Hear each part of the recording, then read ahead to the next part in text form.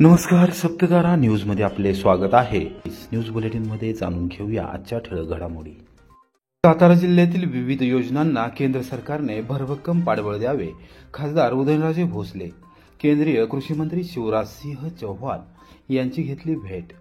ग्रामीण विकासाच्या पायाभूत सुविधा अधिक भक्कम करण्यासाठी आणि कृषी क्षेत्रामध्ये सामूहिक शेती, सेंद्रिय शेती, शेतीपूरक व्यवसायासाठी सातारा जिल्ह्यातील विविध योजनांना केंद्र सरकारने भरभक्कम पाठबळ द्यावे, अशी विनंती खासदार उदयनराजे भोसले यांनी गुरुवारी सकाळी 9 वाजता केंद्रीय कृषी व ग्रामीण विकास मंत्री नामदार शिवराज सिंह चौहान यांच्याकडे केली। नामदार शिवराज सिंह चौहान यांची नवी दिल्ली येथे त्यांच्या निवासस्थानी भेट घेत सातारा जिल्ह्याच्या ग्रामीण भागातील घरकुल उद्दिष्टे व सातारा लोकसभा मतदारसंघातील गावांच्या शाश्वत विकासाबाबत चर्चा केली। सातारा जिल्ह्यात आले, हळद, बटाटा, स्ट्रॉबेरी, सोयाबीन, घेवडा आदी पिकांची मोठी लागण होते। याबाबतीत संशोधन केंद्रे निर्माण केल्यास विविधांगी संशोधनातून या पिकांच्या शास्त्रीय लागवडीसह उत्पादन वाढीला चालना मिळणार आहे। शेतकऱ्यांची आर्थिक उन्नती होणार आहे। सातारा जिल्ह्यातीलच नव्हे तर पश्चिम महाराष्ट्रातील बळीराजाला पारंपरिक आणि आधुनिक तांत्रिकतेच्या दृष्टीने मार्गदर्शन होण्यासाठी सातारा जिल्ह्यात केंद्र शासनाच्या माध्यमातून कृषी विज्ञान केंद्रे स्थापन होणे गरजेचे असल्याने असे केंद्र स्थापन करावे, अशी मागणी खासदार उदयनराजे भोसले यांनी केली। शासनाच्या विविध योजनांच्या माध्यमातून जिल्ह्यातील गाव पातळीवर पात्रताधारकांना हक्काची घरे मिळवून देण्यासाठी आमचा प्रयत्न आहे। प्रत्येक कुटुंबाला हक्काचा निवारा मिळाला पाहिजे, म्हणून ग्रामीण भागात प्रधानमंत्री आवास योजना व इतर घरकुल योजनांचे सातारा जिल्ह्यासाठी असलेले उद्दिष्ट अधिक वाढवून मिळावे, जेणेकरून कोणीही पात्र ग्रामस्थ हक्काच्या घरापासून वंचित राहणार नाही, अशी कार्यवाही व्हावी, अशी मागणी खासदार भोसले यांनी केली। ज्या तळमळीने कृषी आणि ग्रामविकास योजनांबाबत जे प्रश्न आणि मते व्यक्त केली त्याबाबत आम्ही निश्चितच सहमत आहोत। सातारा जिल्ह्यासाठी कृषी आणि ग्रामीण विकासाच्या जास्तीत जास्त योजना राबवण्यासाठी योग्य पावले अधिक जलदगतीने उचलली जातील, अशी ग्वाही मंत्री शिवराज सिंह चौहान यांनी दिली। याप्रसंगी किल्ले प्रतापगड विकास प्राधिकरणाचे सदस्य काका धुमाळ, मध्य रेल्वेच्या पुणे विभागीय सल्लागार समितीचे सदस्य ॲडव्होकेट विनीत पाटील, करण यादव यावेळी उपस्थित होते। नागझरी, राजाचे कुर्ले परिसरातील शेती पाण्याच्या प्रश्नासह रेल्वे मार्गाच्या अंडरपासबाबत आमदार मनोज घोरपडे यांनी विधानसभेत उठवला आवाज। राज्य सरकारचे वेधले लक्ष। कराड उत्तर विधानसभा मतदारसंघात समाविष्ट असलेल्या कोरेगाव तालुक्याच्या दक्षिण भागातील रेल्वे मार्ग दुहेरीकरण आणि शेती पाण्याच्या समस्येबाबत आमदार मनोजदादा घोरपडे यांनी गुरुवारी सकाळी 11:30 वाजता विधानसभेत प्रश्न उपस्थित केला। गेली 50 वर्ष कोरेगाव तालुक्यातील नागझरी आणि खटाव तालुक्यातील राजाचे कुर्ले परिसर शेती पाण्यापासून वंचित असून या दोन्ही महत्त्वपूर्ण गावाच्या दोन्ही बाजूने उरमोडी योजनेचे पाणी जाते, मात्र या गावांना हे पाणी उपलब्ध होत नाही। राज्य सरकारने याबाबत तातडीने निर्णय घेऊन या गावांचा शेती पाण्याचा प्रश्न प्राधान्यक्रमाने सोडवावा, अशी मागणी त्यांनी केली। पुणे मिरज रेल्वे मार्ग दुहेरीकरण आणि विद्युतीकरणाचे काम कराड उत्तर मतदारसंघात सुरू असून कोरेगाव तालुक्यातील किरोली आणि कराड तालुक्यातील नडशी येथे अंडरपास तयार करण्यात आले आहेत, मात्र पावसाळ्यामध्ये त्यात पाणी साठून वाहतूक विस्कळीत होते। शेतकऱ्यांनाही मोठ्या समस्येला सामोरे जावे लागते। राज्य सरकारने याबाबत स्पष्ट भूमिका घेऊन निर्णय घ्यावा, अशी अपेक्षा आमदार मनोजदादा घोरपडे यांनी व्यक्त केली। मी ज्या कराड उत्तर विधानसभा मतदारसंघातून निवडून आलोय, या मतदारसंघाचं नेतृत्व महाराष्ट्राचे शिल्पकार आदरणीय यशवंतरावजी चव्हाण साहेब यांनी केलेलं आहे। आज कराड तालुक्याचा पश्चिम भाग आहे, या ठिकाणी आजही अतिशय दुष्काळी अशा पद्धतीची परिस्थिती आहे। त्या ठिकाणी तारळी नदीवर 50 मीटर हेडपर्यंत पाल उपसा सिंचन योजना, तसेच त्या ठिकाणी इंदोली उपसा सिंचन योजना झालेली आहे, परंतु या योजना टेस्टिंग झाल्या आणि त्यानंतर परत कधीही आजपर्यंत 10 वर्षामध्ये ही योजना चालू झाली नाही, कारण या ठिकाणी शेतकऱ्यांनी स्वतःच्या लिफ्ट केलेल्या आहेत, त्यामुळे ही योजना आज बंद स्वरूपात आहे। परंतु ही योजना 50 मीटर हेडवरून जर 100 मीटर हेडपर्यंत केली तर या विभागाचा दुष्काळ कायमस्वरूपी या ठिकाणी नष्ट होणार आहे। येथील शेती पाण्याचा प्रश्न मिटणार आहे, त्याच पद्धतीनं पिण्याच्या पाण्याचा सुद्धा प्रश्न या ठिकाणी मिटणार आहे। आज आपण बघतो नागझरी गाव त्या ठिकाणी कोरेगाव तालुक्यातील आहे, त्याच पद्धतीनं राजाचं कुर्ले हे गाव आहे, त्याच्या बाजूनं पाणी सगळीकडे जात असतं उरमोडी योजनेचं, टेंबू योजनेचं, परंतु ही 2 गावं आज ही पाण्यासाठी अतिशय अडचणीत आहेत।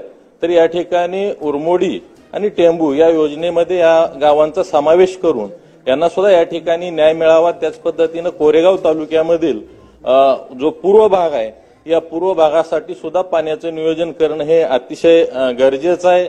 त्याच पद्धतीनं या ठिकाणी शेती पाण्याचे प्रश्न जसे आहेत त्याच पद्धतीनं रेल्वेचे पण प्रश्न या ठिकाणी आहेत. आता रेल्वेचं या ठिकाणी वायडनिंग चालू आहे. त्या ठिकाणी जे काही बोगदे आहेत, आज किरोली असेल त्याच पद्धतीनं नडशी या ठिकाणी बोगद्यामध्ये फार मोठ्या प्रमाणावर पाणी साचतंय आणि हा नवीन प्रोजेक्ट या ठिकाणी चालू आहे. कन्क्लूड करा. त्या माध्यमातून थोडंसं या विषयाकडे सुद्धा आपलं लक्ष जावं आणि संबंधित यंत्रणांना आदेश द्यावेत. कोरेगावातील पोलीस दलाच्या कार्यालयांचा आणि वसाहतींचा प्रश्न लागणार मार्गी पोलीस अधीक्षक समीर शेख यांनी केली जागांची पाहणी. कोरेगाव शहरात असणारे पोलीस ठाणे आणि उपविभागीय पोलीस अधिकारी कार्यालयासह पोलीस वसाहतीचा प्रश्न आता लवकरच मार्गी लागणार आहे. स्थानिक पोलीस अधिकाऱ्यांसह पोलीस अधीक्षक समीर शेख यांनी गुरुवारी दुपारी 12:15 वाजता कोरेगाव शहरातील विविध जागांची पाहणी केली. त्यानंतर उपविभागीय अधिकारी कार्यालयात बैठक घेऊन अधिकाऱ्यांसमवेत चर्चा केली. कोरेगाव रहमतपूर रस्त्यावर ब्रिटिशकालीन इमारतीमध्ये गेली अनेक वर्ष कोरेगाव पोलीस ठाण्याचे कामकाज सुरू आहे. त्याच्या पाठीमागील बाजूस पोलीस वसाहत असून ती देखील जुनी असून बैठी घरे आहेत. नवीन एसटी बसस्थानक परिसरात जुनी पोलीस वसाहत असून ती पूर्णपणे नादुरुस्त असून ती बंद अवस्थेत आहे. या वसाहतीमधील निवासस्थानांची पूर्णपणे दुरावस्था झाली आहे. रहमतपूर रस्त्यावर नवीन प्रशासकीय इमारतीसमोर उपविभागीय पोलीस अधिकारी कार्यालय असून ते देखील अनेक वर्ष भाड्याच्या जागेत कार्यरत आहे. त्यासाठी दरमहा भाडे भरावे लागत आहे. राज्य सरकारने मॅप्को कंपनीच्या जागेमध्ये उपविभागीय पोलीस अधिकारी कार्यालय आणि पोलीस ठाणे इमारतीसाठी जागा राखीव ठेवली आहे. त्याचबरोबर उपविभागीय पोलीस अधिकारी आणि पोलीस निरीक्षक दर्जाच्या अधिकाऱ्यांच्या निवासस्थानासाठी जागा आरक्षित केली आहे.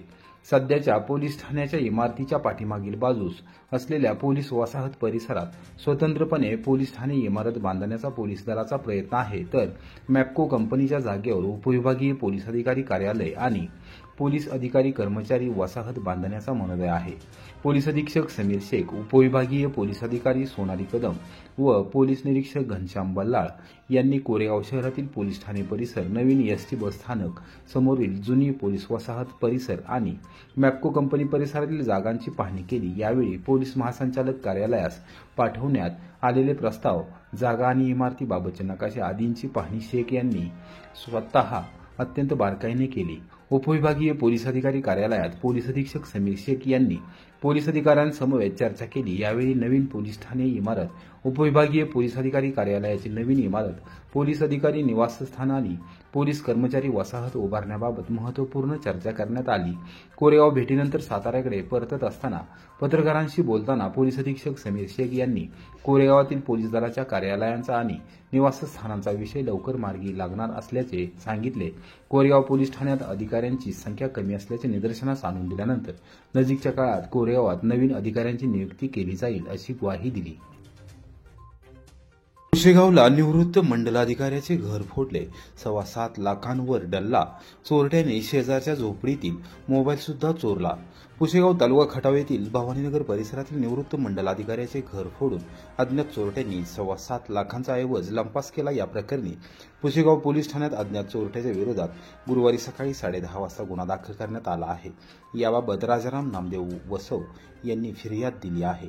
पोलिसांनी दिलेल्या माहितीनुसार दिनांक 17 डिसेंबर रोजी सायंकाळी 7:45 ते दिनांक 18 डिसेंबर रोजी रात्री 12:15 दरम्यान चोरट्यांनी वसव यांच्या राहत्या घरासमोरील लोखंडी गेटची व दरवाजाची कुलपे व कोंडा तोडून घरात घुसून कपाटातील 1,20,000 रुपये किमतीच्या 5 तोळे वजनाच्या 4 सोन्याच्या बांगड्या, 40,000 रुपये किमतीची 1 सोन्याची चेन, 1,00,000 रुपये किमतीचा 2.5 तोळ्याचा नेकलेस, 40,000 रुपयांचे झुपे, 20,000ची अंगठी, 80,000चा नेकलेस, 80,000चा सोन्याचा राणीहार, 40,000 रुपयांचा नेकलेस तसेच 3.5 तोळ्याचे सोन्याचे घंटण व 61,000 रुपये रोख रक्कम लंपास केली.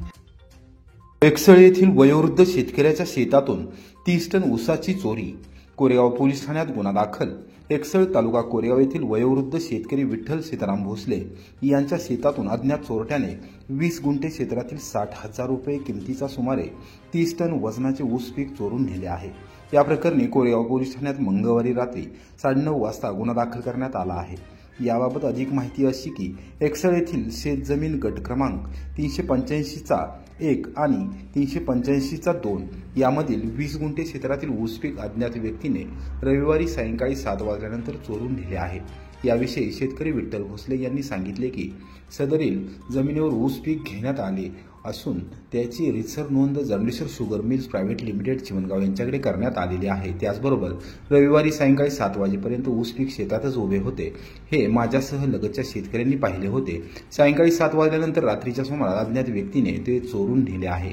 शेतकरी विठ्ठल भोसले यांच्या फिर्यादीवरून कोरेगाव पोलीस ठाण्यात अज्ञात चोरट्याच्या विरोधात रीतसर गुन्हा दाखल करण्यात आला आहे। पोलीस निरीक्षक घनश्याम बल्लाळ यांच्या मार्गदर्शनाखाली हवालदार विलास ढामाळ तपास करत आहेत।